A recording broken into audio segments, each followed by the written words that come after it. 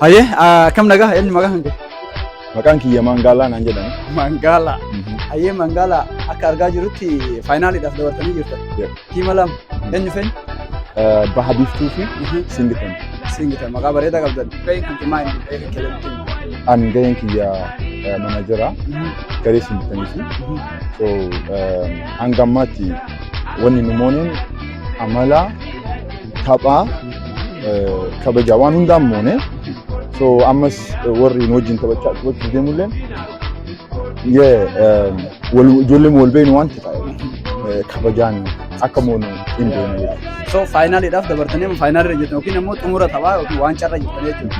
Okay, kaayyoon tapha kanaa maali? Kaayyoon tapha kanaa walumaa galatti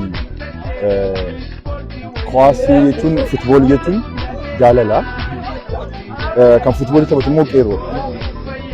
Qeerroon kun gara biraatti akka hin facaaneef gara biraa akka hin deemneef futbooliin waa hedduurraa si dhoowwaa. Fakkeenyaaf wantoota garaagaraa fayyadamanirraa si dhoowwaa. Maaliif kondiishinii kan kee eeguudhaaf humna kan kee jabeeffachuu qabda. Waan humna kan kee laaffisuurraa fagaachuu qabda. So qeerroo kana walitti jabeessuudhaaf fi humna isaanii jabeessuudhaaf oolaa jechuudha. Faayidaan isaa kana. Duuba dirree tapha gammaa taphataniin tapha kanarratti garee meeqa yookiin tiima meeqatu hirmaate isin immoo meeqa cabsitanii dhuftan meeqa mo'attanii dhuftan? Tiimii 16 kan hirmaate akka UK jechuudha. Tiimii 16 keessa dabarreeti calalamneeti amma kageenne amma faayinaaliidha. So waa hedduu keessa dabarree jechuudha. Waa hedduu waan tokko lama jedhamee himamu miti kana keessa dabarree as jirra. So amma waancaan fudhannettanii yaaddani? Waancaa futboolii jechuun nuun guutumaan guututti biyyootee dhufnu waancaa fudhachuu dhufne malee waancaa dabarsinee kennuuf. So futboolii jechuun ammoo futboolii jechuun ammoo waan ati hin fudhadheettee dhufte faas yennaa jechuun maal garuu hin fudhanne jennee guutumaan guututti itti amanna. Guutumaan guututti hin fudhanna. Deebichallee fudhannee gallata jedhu amantii qabna. Carraa gaarii siif haa ta'u. Thank you. Ayyee akkam nagaa? Eenyu maqaan hanqe? Saabir. Mee Saabir akka argaa jirrutti gara xumuraarra jirtanii tapha kana jechuudha ispoortiirra jirtan. Garee kan kee maqaan maali? Baha Biiftuu.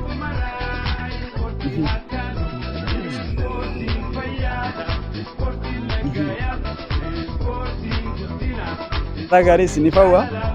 Yeroo gaarii. Thank you. Ayyee ulfaadha ayyee. Ayyee akkam nagaa? Eenyu maqaan hanqe? Gadaa maqaan qabda duubarra barreeffattu? Ayyee.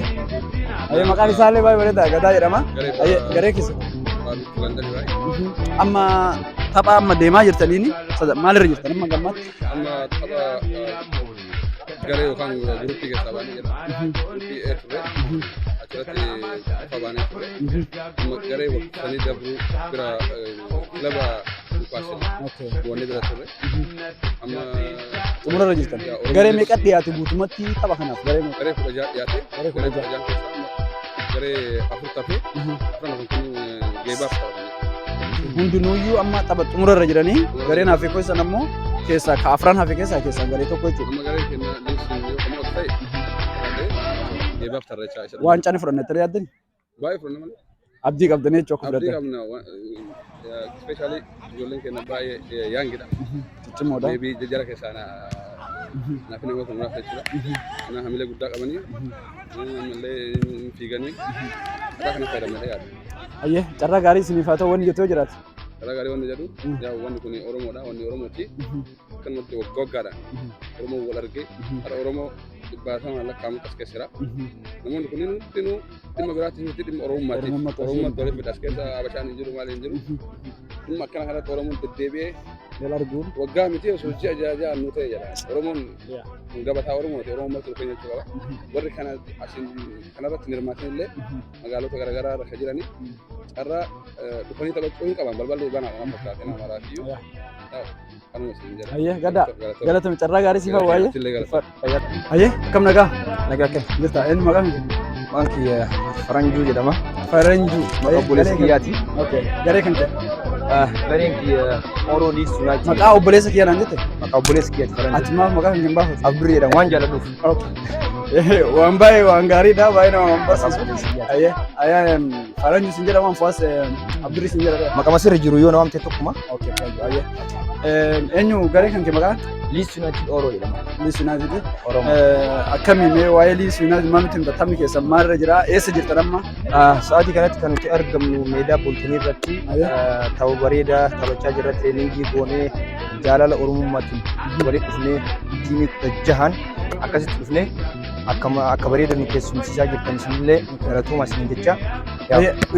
Aga amma dirree kanarratti taphni taphatame tapha 16 walumaa galatti wanni qophaa'ee tapha dirree tokkoo fi walumaa galatti tiima 16tu qophaa'ee tiima 16 keessaa tiimni 8 kufe amma mootu tiima 4tu iyyuu hafe waancaa ni nyaanne tanii yaaddani akka suni dandeettii kenna sun ta'in dandeettii rabbiitiin afaan rabbiitiin inshaallah isin gama keessaniin akkam rabbiillee abdattanii ufu abdannaa rabbiin gaditti inshaallah rabbiilee injifannee qabxii bareedaa qabdanii qabxii bareedaa qabna tokkoffarra jira akka nasiibitti illee gareen keessan maal nyaannetti Leeds Leeds Oromoo United ayyee carraa gaarii siif hawwa galatooma ulfaadhu isin sofaadha guyyaa gaarii namni waa jechuu barbaadu jiraata isin keessa ayyee mee garee kan kee maali maqaan isaa maqaa kan kee leenutti maayikii kennaaf ayyee eenyu maqaan kee Nasru mee duuba maqaa kan kee yoo duubarra jiraatu ayyee ni argama Nasru jedhama ayyee Nasru garee kamirraa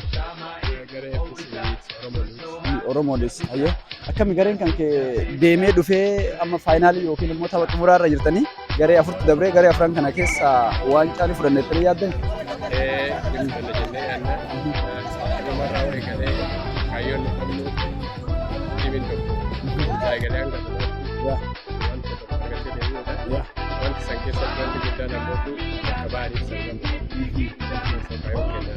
Kanaafuu abdii qabdanis ijoollee teessanis amantanis carraa gaarii siif hawwa ulfaadhu galatoomne.